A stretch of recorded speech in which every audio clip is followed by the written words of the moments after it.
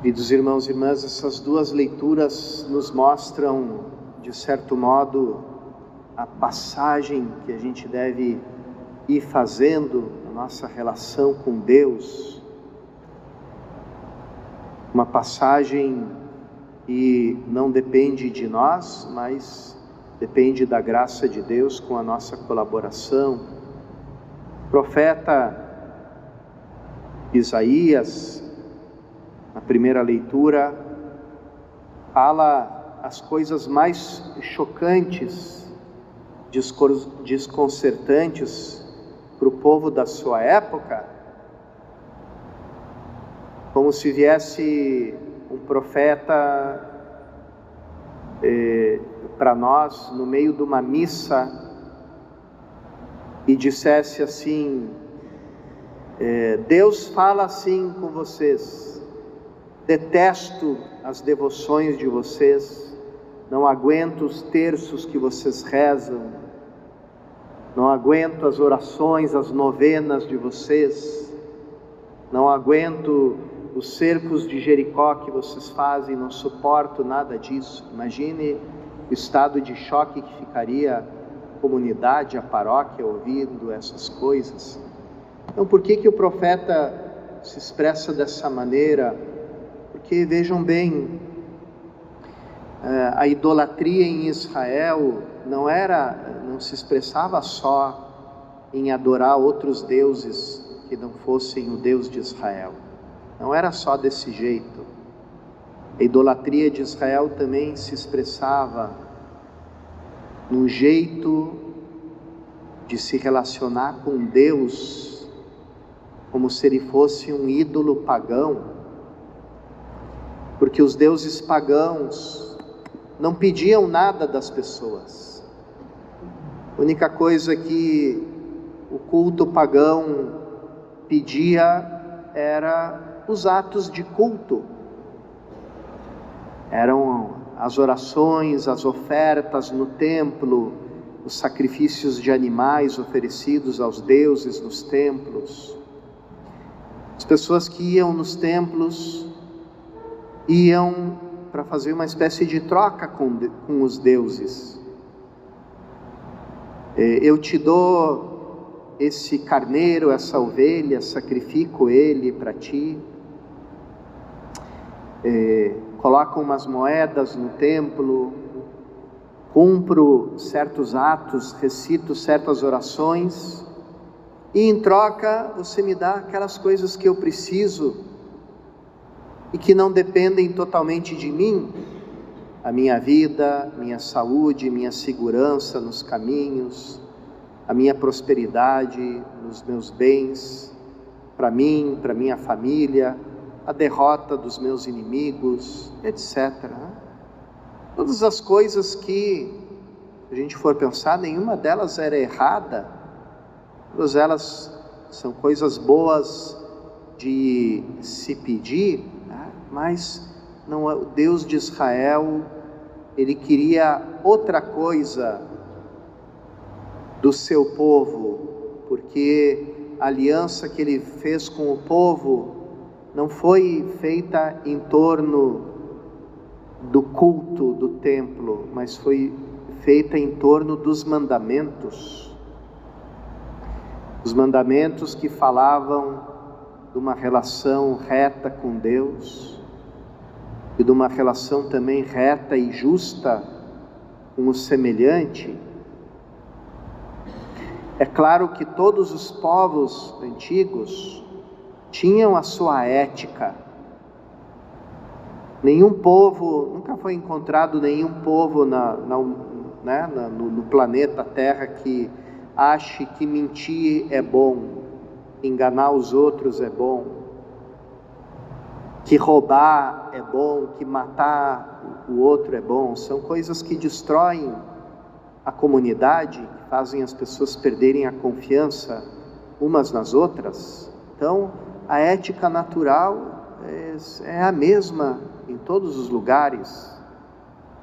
Então, o que tinham os mandamentos de especial? O que eles tinham de especial é justamente que quando você observava esses mandamentos, você não estava sendo apenas uma pessoa ética e justa, mas você estava dando louvor ao Deus de Israel. Você estava cumprindo a tua parte na aliança. Por outro lado, quando você transgredia e era injusto, mal com o teu semelhante, principalmente com as pessoas mais pobres, desprotegidas, etc. Então, era a Deus que você estava ofendendo. Não é só ao teu semelhante, não é só a ti mesmo. Você está rompendo uma aliança que é uma aliança de amor com Deus. Então, é feita essa passagem do paganismo para o judaísmo. Quantos dos nossos católicos ainda vivem, de certo modo, num certo paganismo?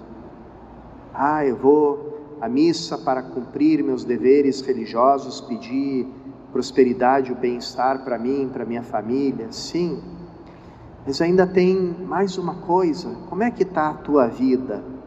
Como é que está o teu trato com o teu semelhante? Essa é a passagem que se faz.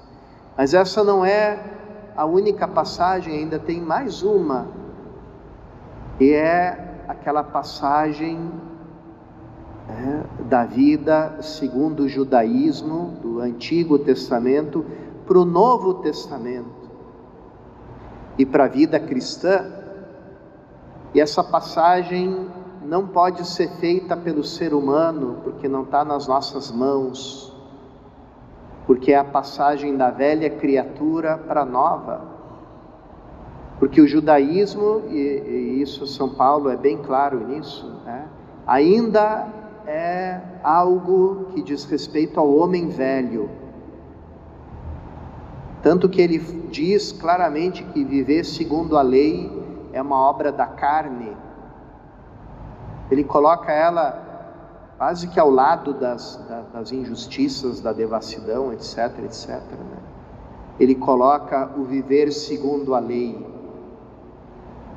Porque a vida cristã ainda tem uma outra coisa que não vem pela mão humana, que não é fruto do nosso esforço, que não é obra nossa, mas é a obra inteiramente de Deus, que é a nova criatura, o homem novo, a vida segundo o Espírito Santo, a vida no Espírito, a vida de filhos no Filho, a vida nova, a vida ressuscitada, a vida eterna, a vida da graça de Deus em nós. Tantos nomes ela tem, e ela começa com algo que o ser humano não pode dar para si mesmo, que é o batismo,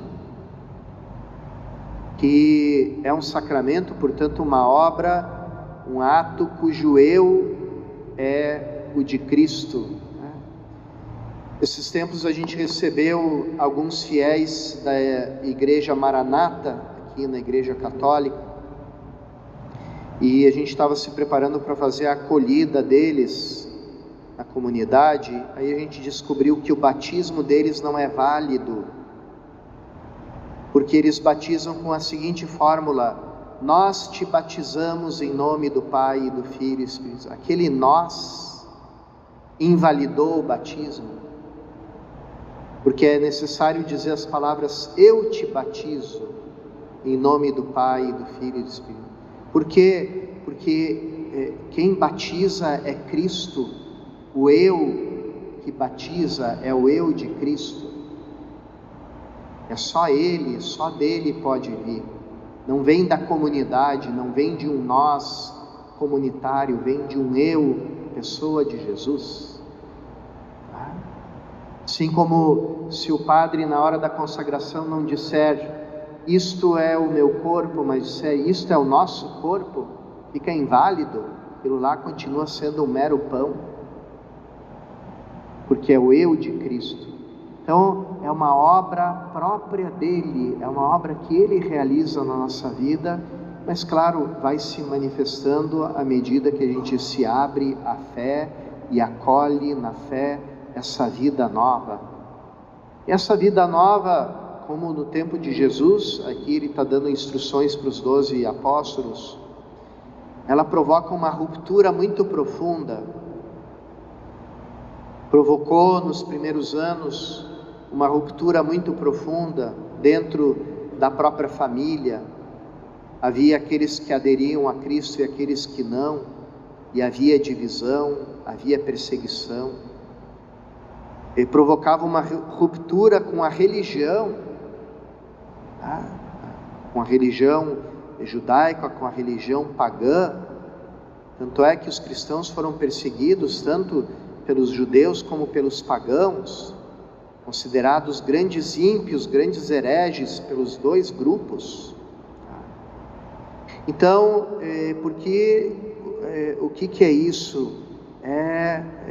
Manifesta que existe algo novo, que não pertence às coisas do homem velho, às coisas do passado, mas pertencem a uma vida nova, uma vida que a gente recebeu inteiramente de Cristo.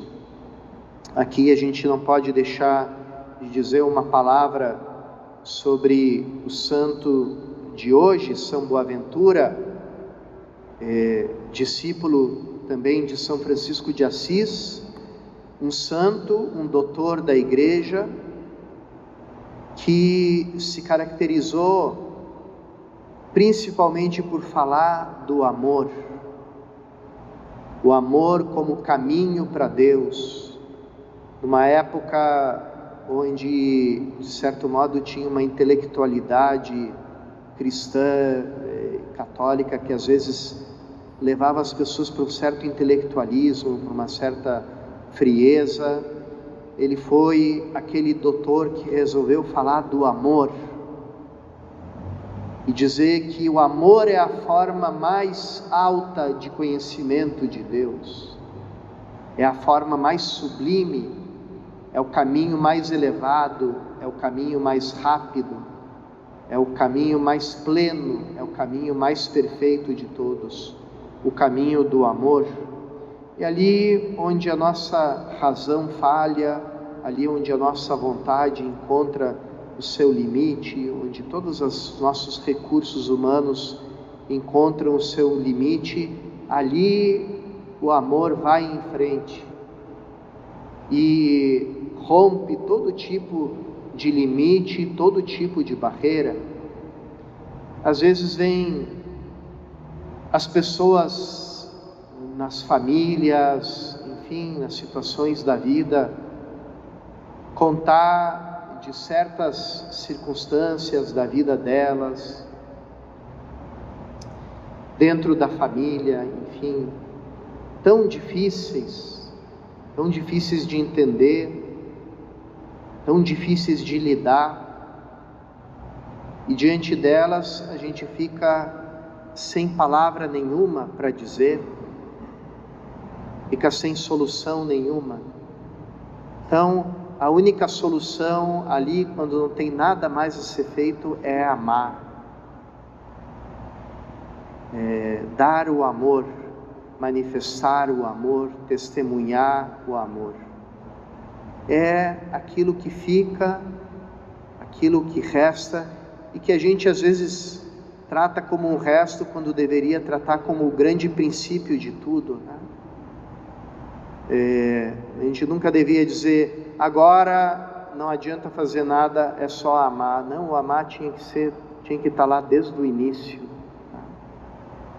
Então, o amor explica tudo, o amor entende tudo que a gente não é capaz de entender.